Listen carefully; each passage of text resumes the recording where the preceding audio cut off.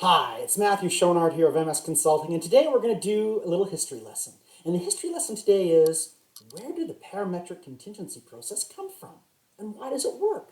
Well, to do that, we're going to get in our time machines and go back to 1978. Because back in the 70s, oil-producing countries decided they were getting the bum's rap on how much they were getting for the oil and decided to form a cartel to raise the price of oil. And sure enough, the price of gasoline went through the roof, and it was the first energy shock. Now, the United States at the time didn't really like this and decided they needed to reduce their dependency on foreign oil. Oh, that kind of sounds familiar. But anyhow, they realized all these petrochemical processing plants they were building, all of them had one trait in common. And that trait was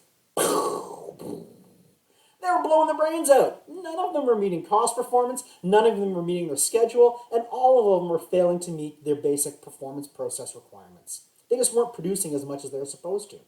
And so the Department of Energy in 1978 commissioned the RAND Corporation to do a study and find out, why is this happening? And they did this study, and the paper published in 1981 was called Understanding Cost Growth and Performance Shortfalls in Pioneer Processing Plants. It was published in 1981. The lead author was Ed Merrill. You might know him from the company of IPA, because after this, he went off and formed IPA.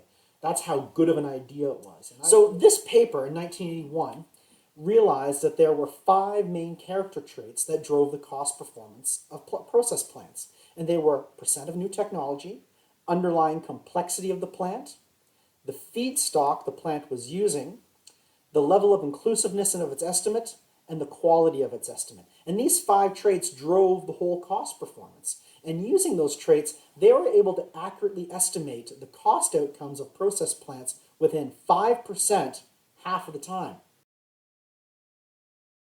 That's remarkably accurate for a project database of 100 estimates and only 40 or 50 projects. Now, if we fast forward to today, we now have databases with thousands of these projects, and the science has grown from leaps and bounds since then.